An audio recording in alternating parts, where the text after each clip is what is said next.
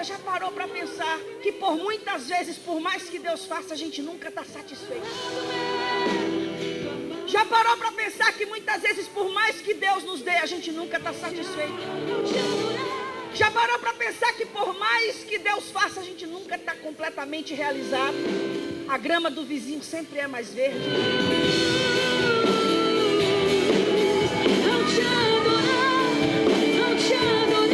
O que de fato Deus quer denunciar para cada um de nós nessa noite é que se nós estamos aflitos, é porque nós não estamos colocando a nossa alma no lugar certo. Eu abençoo estas alianças, unindo essas mãos diante do Senhor Jesus. Assim seja. Amém. Em nome do Pai, em nome do Filho e em nome do Espírito Santo de Deus. Eu saí do Brasil com 19 anos, fui para os Estados Unidos e logo que eu cheguei lá, já me casei. Tenho um filho lindo, 19 anos hoje.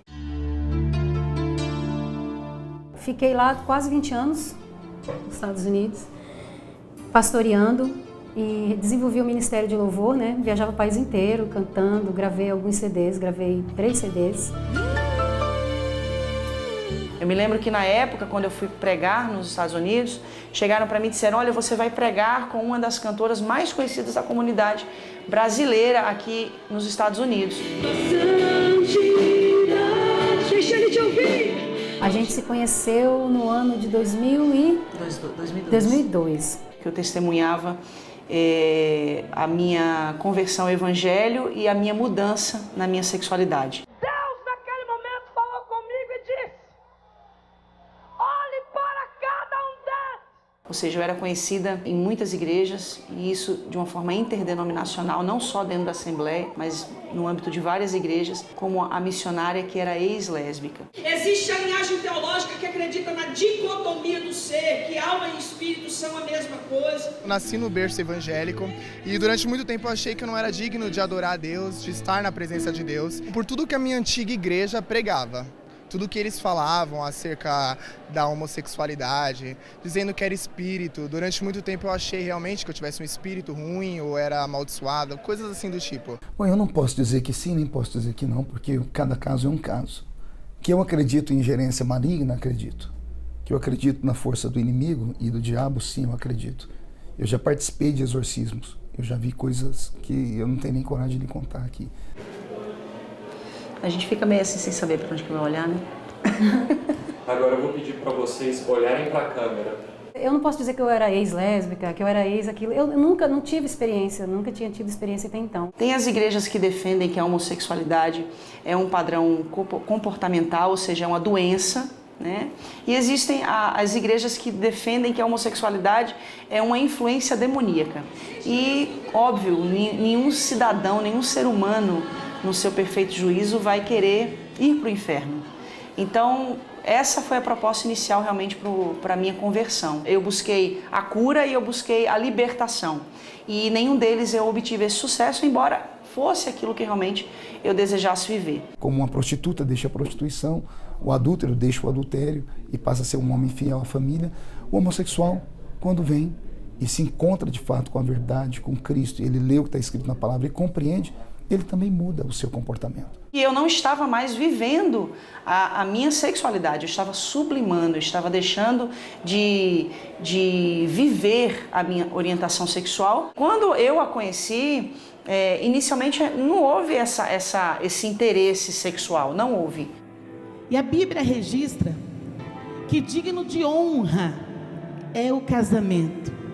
Conta pra gente como é que foi essa evolução da amizade para a paixão. Foi tão assim, tipo, a gente meio que fugia. Quando eu percebi, pra mim, imagina a minha cabeça, né? Pra mim, o que tá acontecendo comigo, meu? Eu tenho um filho aí, minha família e tal. Eu comecei a perceber que eu estava tendo um sentimento diferente por ela.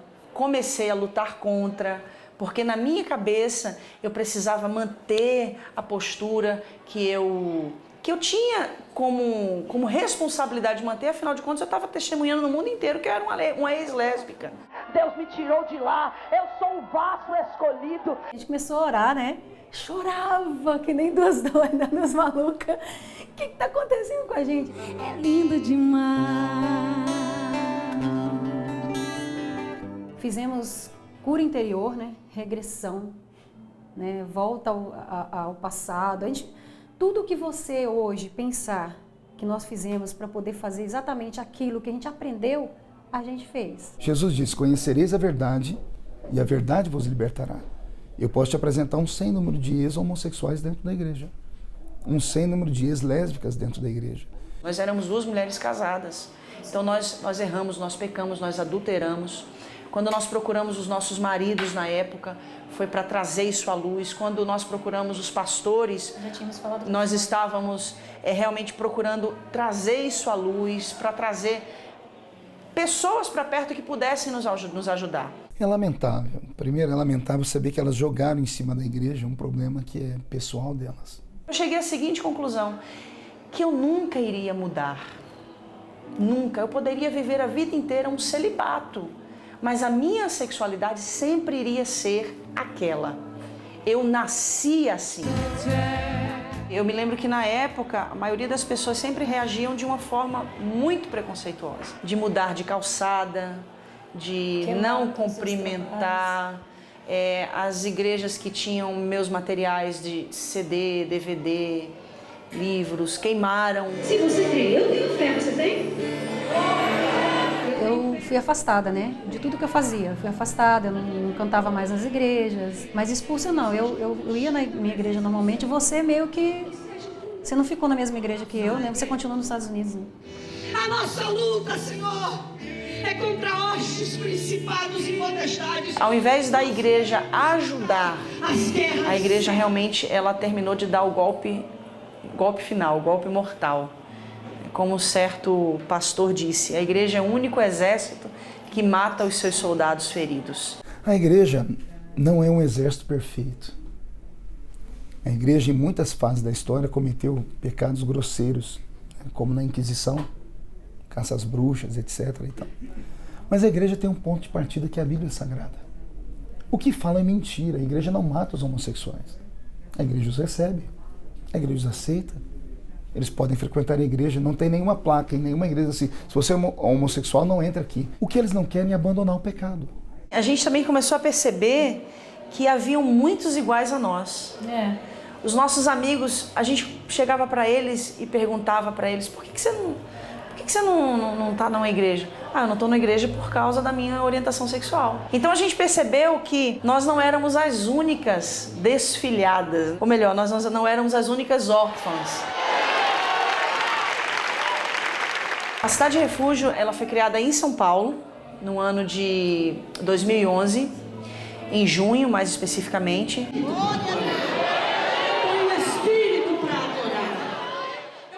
Nós contávamos especificamente com 15 pessoas. Já atualmente a gente tem em média umas 700 pessoas, 700 membros. Embora a nível nacional a gente tem mais ou menos uns 2.000 membros, porque nós temos fora a Cidade Refúgio hoje em São Paulo, nós temos a Cidade Refúgio em Londrina, Cidade Refúgio em Campinas, São José do Rio Preto, Praia Grande, Natal, Fortaleza, Brasília e com a célula agora em Curitiba, preparando para nascer uma igreja em Curitiba. Vocês querem que eu peça para baixar lá? Eu peço. A cada dia eu quero mais tua presença. Tu és a música que eu quero cantar. Frequento a Cidade Refúgio há cerca de 2 anos. Quando a gente se encontra, como eu me encontrei neste lugar, a gente sabe o quanto Deus é na nossa vida e a gente sabe que tudo que a gente precisa para ter uma vida digna é estar na presença de Deus e caminhar conforme todo mundo caminha. Quando eu tinha 15 anos, eu frequentei, a minha primeira igreja foi a Universal, onde os pastores vinham querendo tirar um demônio que eu não tinha, porque tudo para eles são demônios, né? Adoro isso, isso é a igreja Universal, para mim é tudo. A senhora frequentaria uma igreja com pastor gay? Eu não, de jeito nenhum. Eu não gosto dessa raça, não. Mesmo que eu veja assim, para mim já era. Deus me livre, não.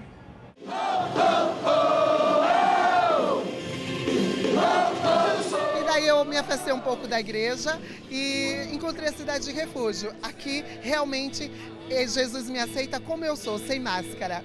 Essas agremiações religiosas, eu prefiro chamá-las assim, não são igrejas, são agremiações religiosas. Tem um cunho religioso, mas pegaram a Bíblia e falaram assim, bom, esse pedaço presta, esse pedaço não presta. A minha voz, a minha luz, a minha voz. Nós somos iguais a todo mundo.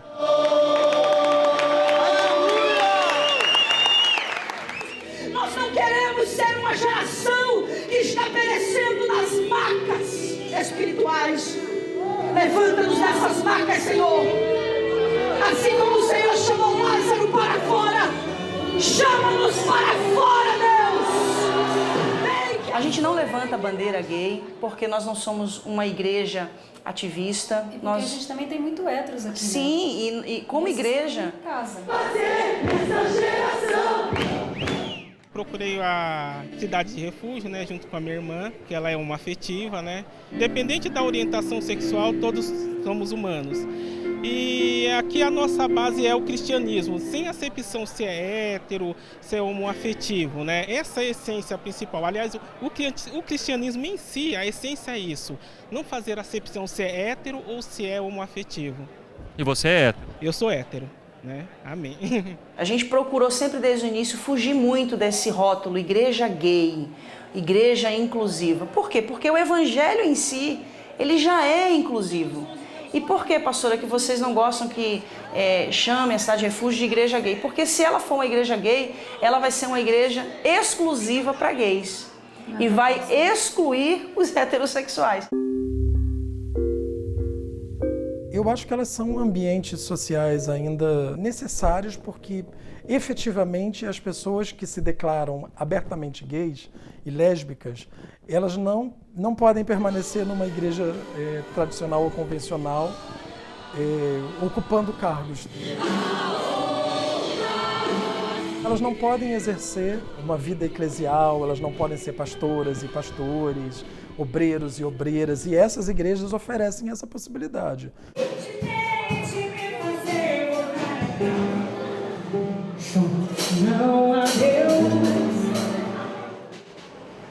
Se você não tem sede, o que você vai buscar? Se você não tem fome, por que você vai procurar comida? Então, Deus, o que faz? Ele muitas vezes ele precisa colocar uma penina na sua vida, ele precisa colocar algo para que você seja tocado de forma diferente, para que coisas aconteçam na sua vida, e às vezes você não está entendendo. Quando eu falei para minha noiva que eu estava me separando dela por conta dessa questão e estava assumindo a minha homossexualidade, ela ficou muito mal e ela contou para a mãe dela, né? Então a mãe dela espalhou para todo mundo, né? Falou para cachorro, papagaio, periquito, para minha família, para todo mundo. E com isso, o que acabou acontecendo foi que todo mundo soube. Então, depois desse momento, eu acabei não podendo, né, voltar atrás, né, daquilo que eu tinha falado e nem mesmo frequentar a igreja que eu participava. Aleluia! Vamos, Senhor! Aos 18 anos, eu me tornei pastor, né, da Igreja Universal. Fiquei até os 24 anos como pastor na Universal, mas eu sempre soube, né, que eu era diferente. Vamos colocar de pé em nome de Jesus. Nessa época eu fui noivo, tá? Eu fui noivo durante 4 anos com uma menina. Eu não me aceitava. E se falasse alguma coisa referente à sexualidade, à orientação sexual, eu negava de estar junto.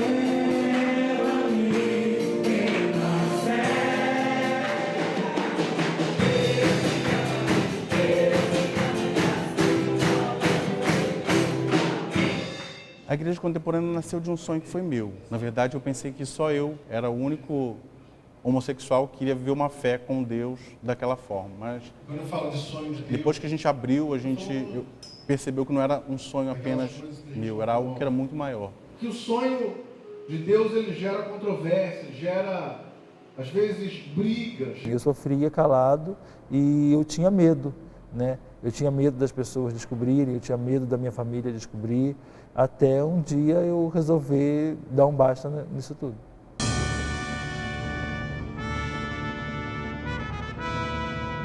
Eu já era pastor aqui na igreja contemporânea e minha mãe não sabia da minha homossexualidade. E não sabia com quem eu namorava. A gente na época morava junto. Contaram para ela sobre a minha orientação sexual. Aí ela me perguntou, você é gay? Aí eu falei, sim, sou gay. E ela, mas você não é da igreja? Onde está o pastor dessa igreja que não vê isso? Aí eu falei, mãe, eu sou casado com o pastor da igreja. Ela falou, meu Deus, o meu filho é casado com a besta. Isso é o Apocalipse. Não, você não pode. Hoje, graças a Deus, a minha mãe aceita, ela respeita.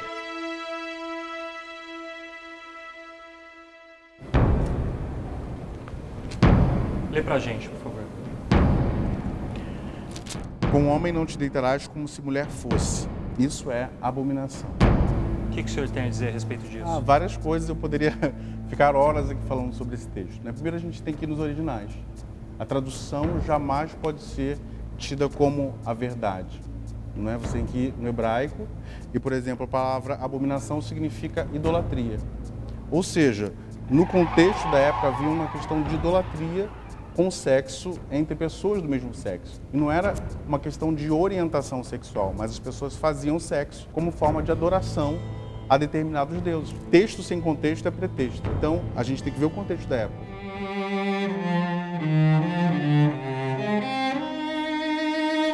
Como Sodoma e Gomorra, e a cidade circunvizinha, que havendo-se corrompido com aqueles e ido após outra carne, foram postas, por exemplo, sofrendo a pena do fogo eterno. Por que Deus criou todos os seres humanos, macho e fêmea? E depois ele condenou essa prática.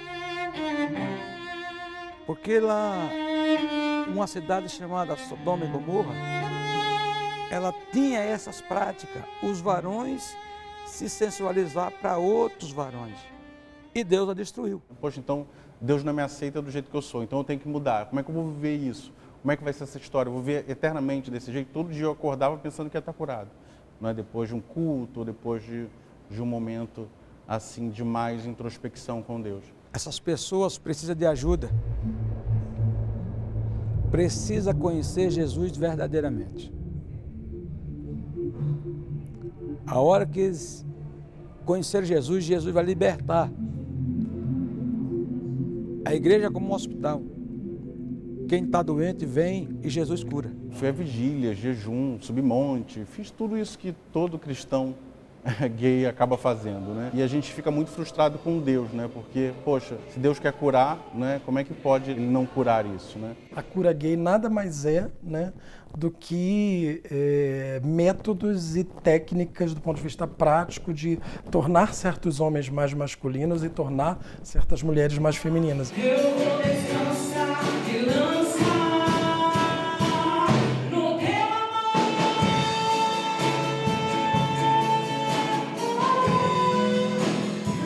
Eu sou evangélico há 17 anos. E durante toda a minha caminhada com Cristo, eu sempre tive muita sede de servir a Deus. E com 18 anos eu percebi que a minha sexualidade era diferenciada. E aí eu passei por outras igrejas, conheci as igrejas inclusivas aqui em São Paulo. E há 3 anos faço parte da Contemporânea. O curioso é que quando eu me converti, a igreja onde eu frequentava me proibia de cantar. Dizia que era um absurdo um menino ter uma voz aguda, e como você pode perceber, a minha voz é bastante aguda. E sempre foi um baque muito grande para as igrejas tradicionais nas quais eu frequentei.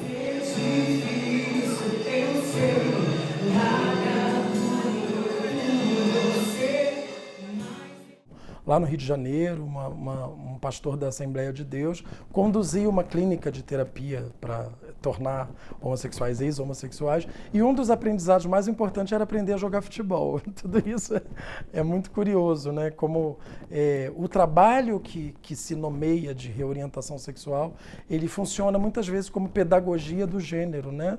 Eu sou homem, eu olho aqui para baixo, eu vejo meu órgão genital masculino e eu estou sentindo uma vontade imensa de namorar outro homem. Eu não sou assim, eu não quero ser assim. É um direito da pessoa. A pessoa ela pode escolher o que ela quer, ela é o paciente. Como o psicólogo não dá remédio, como psicólogo, porque não é doença, é um transtorno de personalidade, é um fenômeno de personalidade, o psicólogo pode reorientar a pessoa. Na época eu conversei com algumas pessoas que tinham participado também desses programas que a gente chama de reorientação sexual, que o Conselho Federal de Psicologia não aprova e não, na verdade, condena os psicólogos que fazem parte desse tipo de terapia, de reversão. Se há algum transtorno, se há um fenômeno de comportamento, isso tem a ver com a mente. Isso tem a ver com a mente, somente um profissional de saúde mental pode ajudar a tal pessoa. A gente não usa nem mais o termo homossexualismo, e aí às vezes a gente encontra em alguns grupos religiosos a ideia de homossexualismo, porque remete à ideia da patologia, né?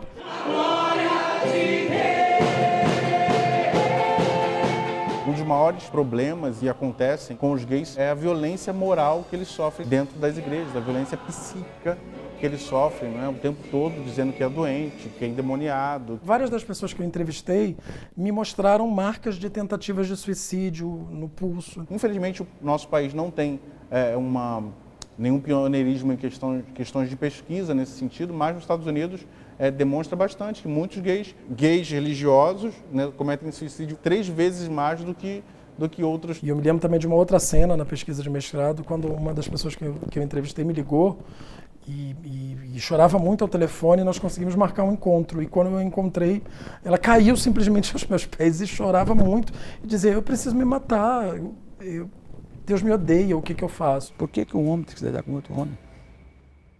Não sou eu que estou condenando, não. É a palavra de Deus, é só ler. Eu falo sempre o seguinte: a Bíblia nunca condenou a homossexualidade. Quem condena a homossexualidade são os cristãos que interpretam essa mesma Bíblia, não é? Tem erros de tradução. Amar a vida, que é o que Deus criou, e amar ao próximo, como eu quero ser amado. Eu cresci dentro da Igreja Católica. Então eu fui batizado, vim de uma família católica, meus pais eram bem atuantes na igreja, a gente atuou bastante na Pastoral da Juventude aqui em Bauru. Eu fui assim, vendo que o sacerdócio seria o meu caminho de vida. E aí eu ingressei com 27 anos para o seminário, depois de ter sido formado, ou depois de ter me formado em Direito e em História. Então vamos lá, atenção, 3, 2, 1, gravando. Tem muita discussão bacana, um convidado que é um orgulho nacional que está aqui com a gente, é o deputado Jean Willis. Na verdade, eu não tenho hoje uma religião, eu tenho uma religiosidade, que é uma religiosidade bastante sincrética, que traz elementos do cristianismo, no qual eu fui formado, elementos das religiões de matriz africana, do candomblé, umbanda, elementos do budismo.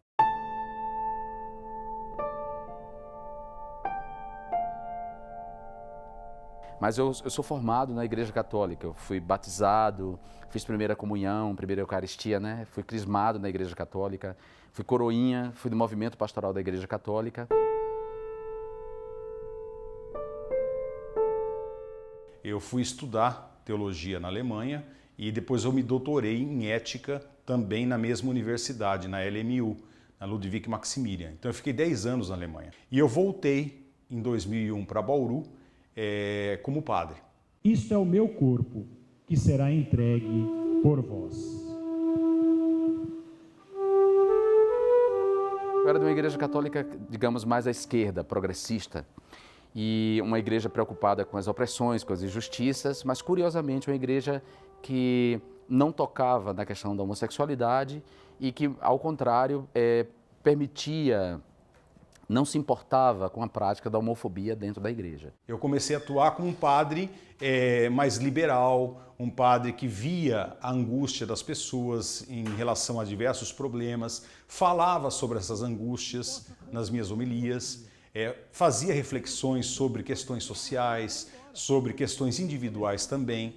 Então, o meu caminhar foi se destoando, foi se contrastando com o caminhar dos outros padres. Todos nós somos aprendizes e professores. Todos nós temos muito que ensinar, todos nós temos muito que aprender. Havia muitos homossexuais na igreja, nenhum deles assumido, né? Todos vivendo no armário, mas era óbvio que eram homossexuais. E, ao mesmo tempo, uma igreja feita com muitos homossexuais reproduzia a homofobia. Para a igreja, a relação homossexual é pecado. O homossexual, ele vive em pecado se ele tiver relações sexuais. Então, ou ele se casa com uma mulher, ou então ele vive solteiro e de forma celibatária. E o senhor discordava disso? Total.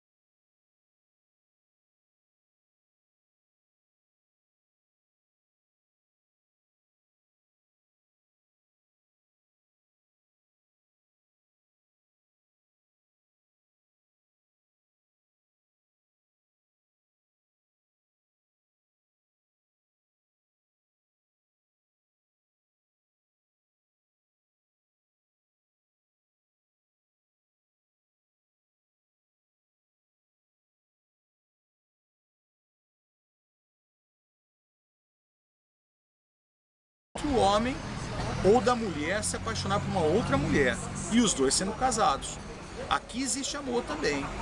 Eu recebi do bispo um ultimato, ou eu tirava das redes sociais os meus vídeos de reflexão, ou ele então iria aplicar o direito canônico. Então nós tivemos que dizer, Beto, não dá mais, Beto. Então nós demos para ele um documento e demos um remédio amargo. Eu sei que é amargo. Poxa, pedir retratação não é fácil. Eu nunca pensei numa excomunhão. Porque excomunhão é uma coisa muito drástica. É a pena máxima da Igreja Católica. A excomunhão não é deixar de ser padre. A excomunhão, eu sou um padre. Eu me mantenho como padre, mas eu sou um padre maldito. Eu sou declarado banido. Então, se fosse na Idade Média, eu seria queimado na fogueira. Olha, na minha opinião, ele não tinha nem que ser padre, entendeu? Isso é fora dos princípios da Bíblia e da lei humana. Porque se fosse do mesmo sexo, não tinha criação de homem e de mulher. Então, acho que se ele foi excomungado, foi tirado, eu não sei o que aconteceu com ele, a igreja fez certo. Depois da minha excomunhão, eu pensei comigo, bom, a minha função como religioso está acabada. Eu vou ser professor só. Então eu me vi entre dois caminhos. Ou eu largava a minha função como religioso mesmo, ou então eu assumia e criava uma igreja. Toda interpretação que esteja em sintonia com a mensagem de Jesus deveria ser inclusiva. Temos uma ditadura instaurada, ditadura gay. Estou uma ditadura. Não, eu tenho imunidade. E mesmo tendo imunidade, já sofri mais de 20 processos por homofobia. E fui inocentado por todos. Graças a Deus, porque eu estou num país democrático onde eu tenho liberdade. Se uma pessoa é gay e cerca o Senhor e a boa vontade, mas quem sou eu para prejudicá-la? Não por acaso, o Papa Francisco tem revolucionado justamente por fazer essa interpretação muito mais inclusiva. O que penso eu, pensa o Papa Francisco. Então, é difícil, é difícil. A homossexualidade no Brasil, ela foi abraçada de uma tal forma que eles se transformaram em donos de uma verdade única. E essa verdade não existe. Todos os níveis que você tem na Igreja Católica, há muita resistência para mudanças. Tanto é que o Papa Francisco, o que ele está fazendo só? Ele só está tendo posturas pessoais. Ele não está conseguindo mudanças concretas na Igreja Católica. Eu acho que o Papa Francisco tem até aberto, tem se aberto mais para poder acolher a todas as pessoas, né? Diferente dos religiosos evangélicos, né? Assim, que normalmente são mais enfáticos, trabalham nessa questão de às vezes, fazer uma lavagem cerebral em cima deles, né? Fazê-los sofrer, fazê-los viver todo esse envolvimento lá de cura, de tratamento e tudo. E eu resolvi, então, optar pelo segundo caminho, criar uma igreja. A igreja ela tem que seguir todo o padrão, toda escrituração legal, né, que se faz para qualquer templo religioso. Então tem que ir procurar o cartório, fazer toda a parte documental, tem que ter um religioso, né, para estar aí respondendo essas questões todas. Mas aí ficou aquele dilema, né? Eu vou entrar no mesmo molde das outras igrejas, né? O que eu vou fazer? Eu tenho um irmão, esse irmão acordou às 3 horas da madrugada, um insight, escreveu o nome e no dia seguinte ele me ligou. Falou, Beto, o nome da sua igreja é esse, Humanidade Livre. Eu que já andei pelos 4 cantos do mundo procurando, foi justamente meu sonho que ele me falou.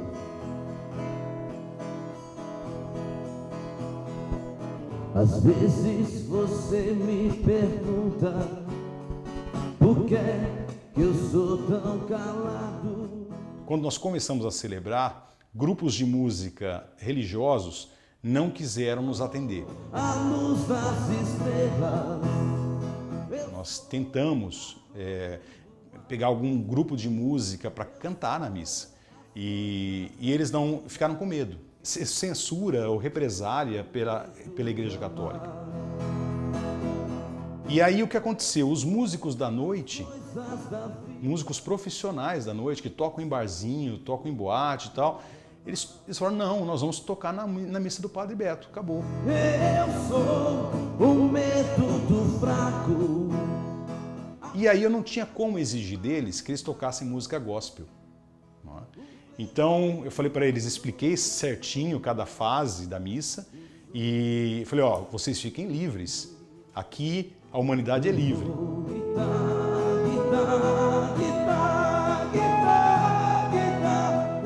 A humanidade livre não tem dogmas.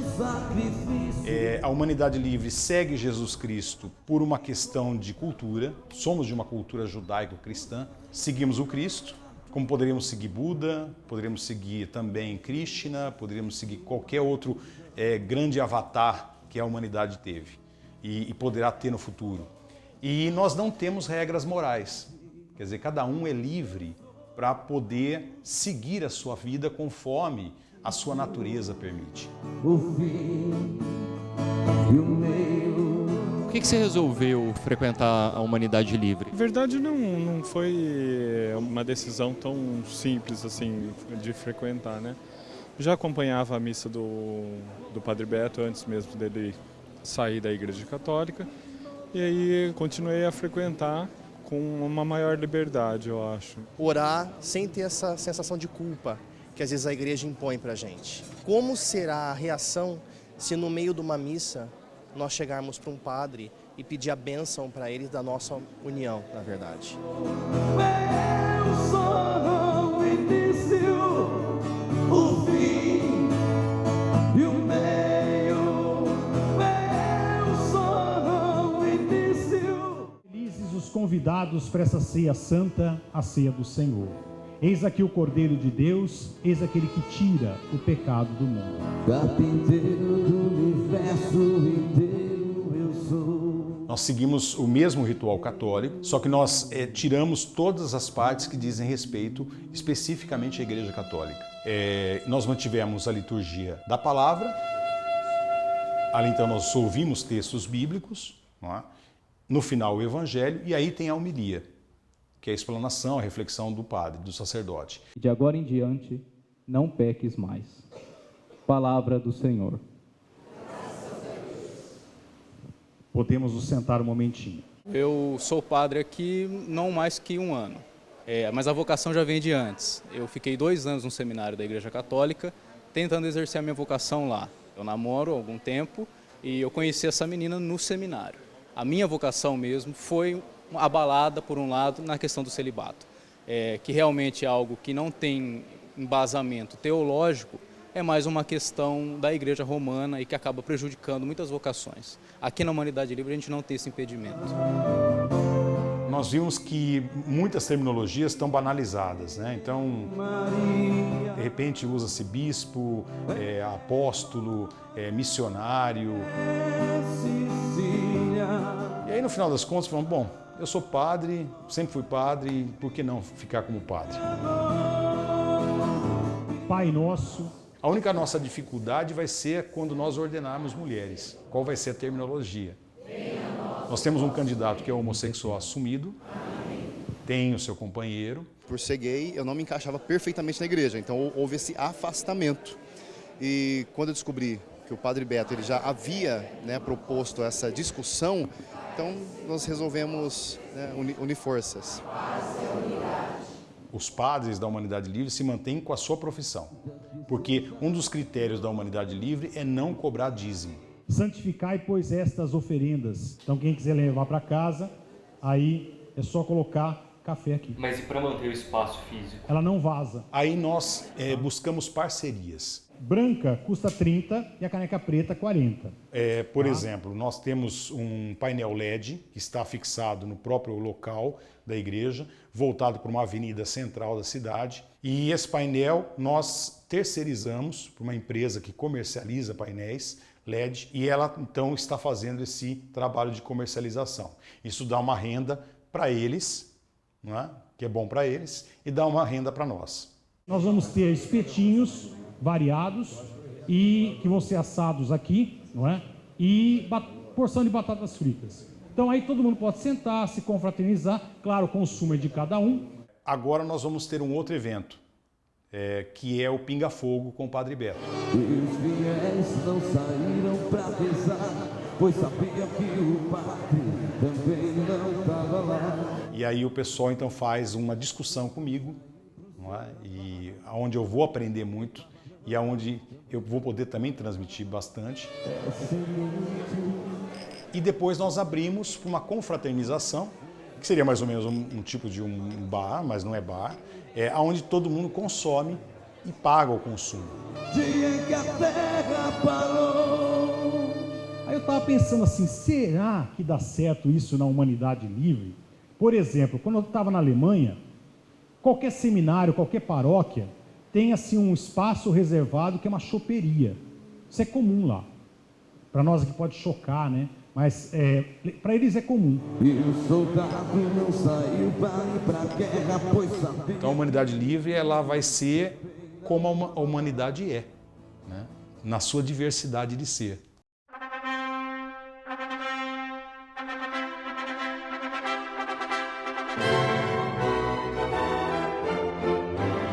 Eu fiz 6 casamentos homoafetivos de 2013 para cá.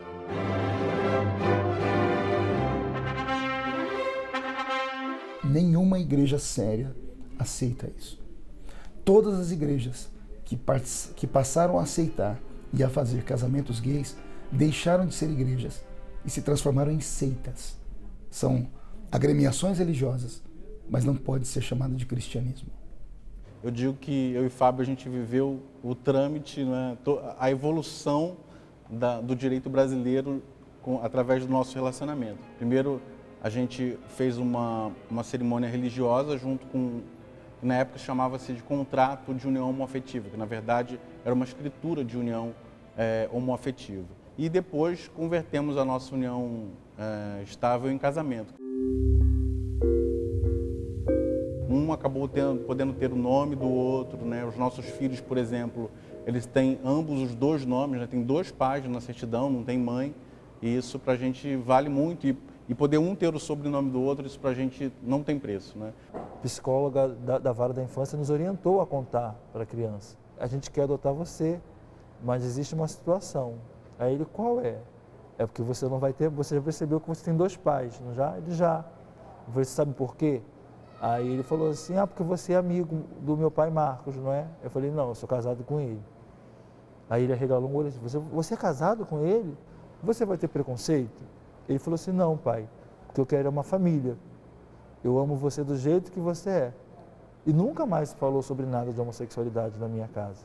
Essas igrejas também têm se empenhado de uma maneira muito importante nas próprias bandeiras do movimento LGBT e têm dialogado muito com o movimento. Às vezes não se percebem como grupos militantes, embora algumas se percebam mais militantes do que outras, mas mesmo as que não se percebem militantes têm levantado discursos e falas propositivas em defesa de direitos LGBT, como, por exemplo, casamento igualitário, a adoção de crianças por casais gays e lésbicas.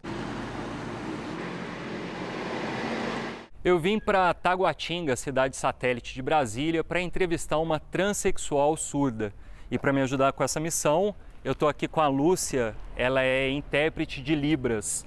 E para chamar a Daniela, que mora aqui, que é essa trans, eu vou mandar uma mensagem para ela. Já que ela não escuta, mas com o celular vibrando, ela vai ver que eu cheguei.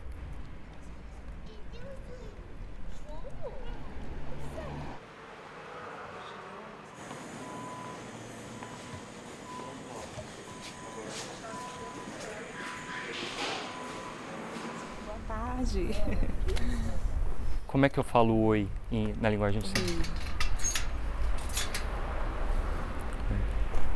Tudo bem com você? Oi, tudo bem? Prazer conhecê-la.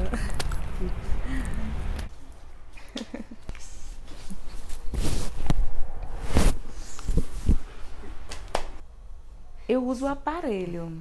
Eu sinto a vibração do som, né? Dá para mim fazer a leitura labial, assistir televisão, ouvir um pouquinho de fofoquinha, né?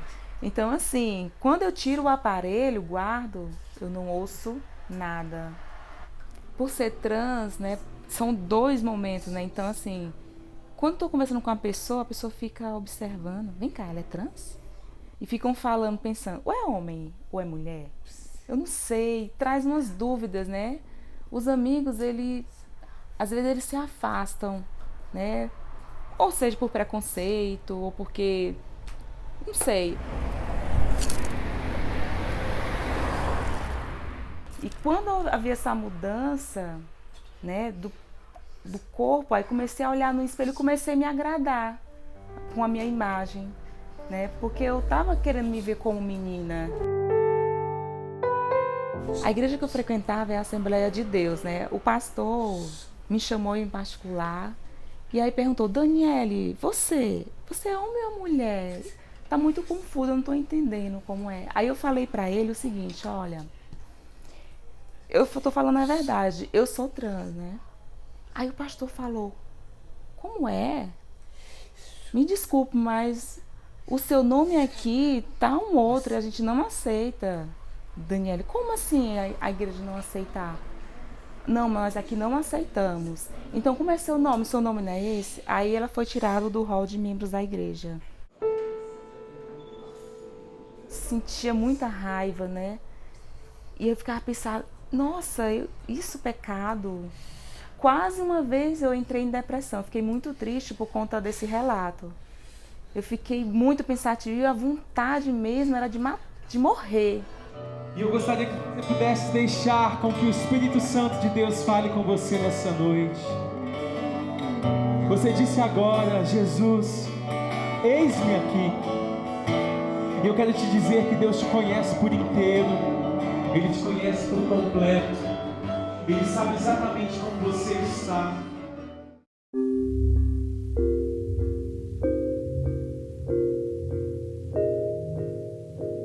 Eu vim para essa igreja porque eu sou mais aceito aqui. Aceito na condição de ser mais amado, de poder adorar a Deus e ter a minha religião, mesmo sendo homoafetivo. Nós podemos dizer para um Deus que é vivo e que nos ouve, que é sensível ao nosso clamor e chamá-lo de Pai. Se eu ouço algo bom e minha vida é mudada, por que não transmitir isso também para outras pessoas que precisam ouvir a palavra de Deus, sendo homoafetivos ou não? Então, o meu papel principal que eu desempenho hoje como intérprete é falar do amor de Deus através das Libras. Pergunta para a Dani, o que ela mais gosta aqui da igreja, da comunidade Atos? O que tem de melhor aqui para ela? Como é que ela se sente aqui? O que você acha melhor aqui na Atos? Ela acha muito melhor aqui na igreja, né? Ela está aprendendo mais, né? Da palavra, aprendendo mais aqui, né? Então. Várias outras igrejas têm explorado a linguagem de Libras, né? Não vou citar todas, mas a igreja Cristã Contemporânea, várias das outras igrejas que aderem ao discurso inclusivo têm se preocupado. As questões da soropositividade, né? Igrejas inclusivas têm se empenhado. Na verdade, o movimento inclusivo no sentido global esteve muito associado à luta contra a AIDS. Quem sabe o mundo vai ver essa apresentação da Dani e vai descobrir que nós somos todos bem-vindos no Senhor. Oração é alimento. Se você fosse olhar cada um que está aqui, eles vão dizer, muitos deles, a grande maioria vai dizer, que tentou mudar. No sofrimento. Que orou, que foi em reuniões de oração, que recebeu unções, que foram a psicólogos e não houve alteração. Então a gente não entende que estamos doentes, nós não estamos doentes, nós somos quem somos. Eu não escolhi ser gay, eu não escolhi gostar de outro homem, né? E Deus, jamais ele iria me culpar ou me condenar por uma coisa que eu não escolhi, que veio comigo. Teve alguns que vieram para a igreja dessa forma, mas quando conheceram Jesus, e Jesus realmente entrou na vida da pessoa, ele mudou o comportamento, mudou a vida, principalmente o sexual.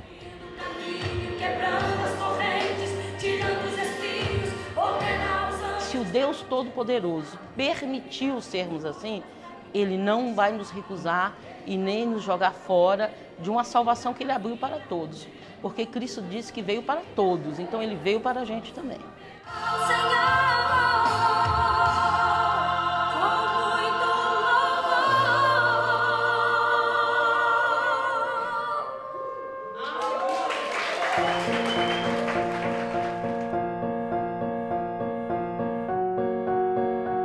Jesus foi expulsar o demônio da homossexualidade que estava dentro de um jovem lá. Isso nunca aconteceu, porque Jesus acolhia e amava todas as pessoas. Nunca procurei a cura gay. Quem sabe que nós nascemos dessa forma, desde pequeno, desde criança. E para mim esse negócio de cura gay, na verdade, é para pessoas frustradas, pessoas que não se encontraram ainda.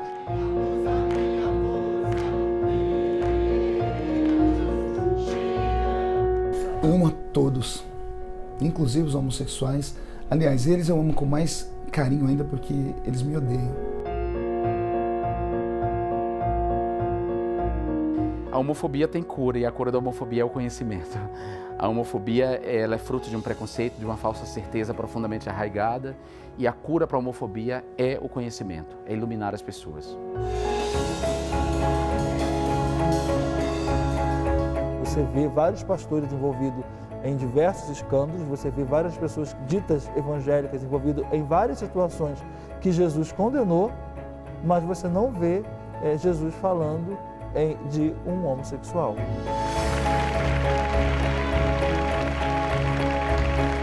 As companhias aéreas hoje já fizeram, os Estados Unidos preferem um homossexual trabalhando como é que chama? Comissário, do que um hétero. Já é lei em muitos lugares do mundo. Eles se dizem minoria e não são minoria. O que é uma minoria, Mariana?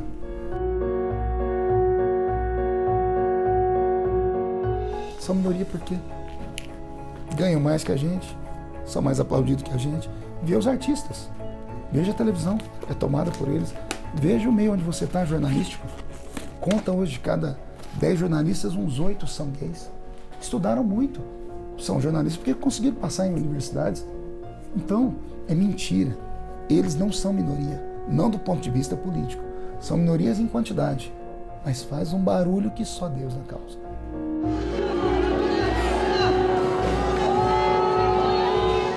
A última vez que eu soube a respeito da quantidade de igrejas inclusivas no Brasil, eu tinha ouvido falar no número de 26 igrejas no Brasil inteiro. Uma coisa que eu te digo, que Jesus ele não ama o pecado, mas sim o pecador. É muito pouca igreja com essa proposta de incluir os que outrora e ainda são excluídos. Todos juntos, a oração que nós devemos viver lá fora. O que nós seguimos só é o amor à vida, que nós acreditamos que isso é o amor a Deus, é o amor àquilo que Ele criou, àquilo que Ele gerou, e o amor ao próximo. Desde que a minha forma de vida não venha desrespeitar esses dois princípios, eu sou humanidade livre.